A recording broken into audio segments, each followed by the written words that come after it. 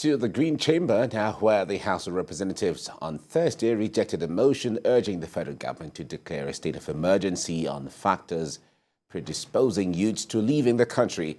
This comes on a day the legislators moved to address the lingering issues of gas flaring by oil and gas companies. National Assembly correspondent Joke Adisa reports on this.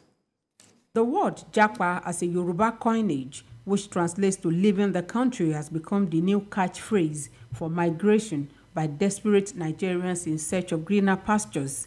A report by the United Nations Department of Economic and Social Affairs put the international emigration from Nigeria in 2020 at 1.7 million from 990,000 in 2010. That figure has since grown.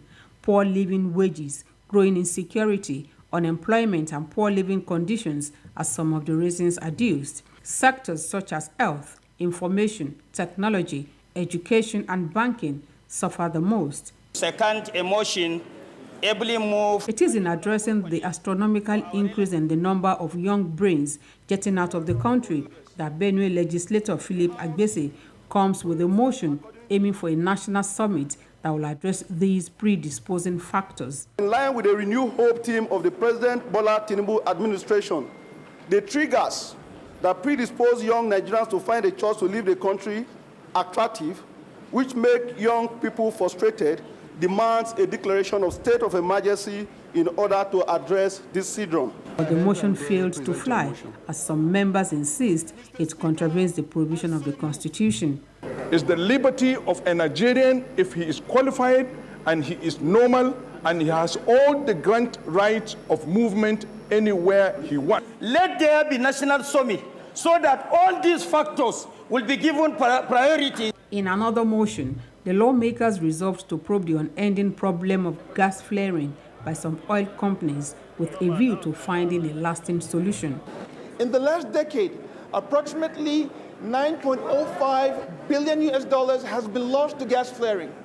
This money would have offset 23.62% of the country's total foreign debt of $38.32 billion.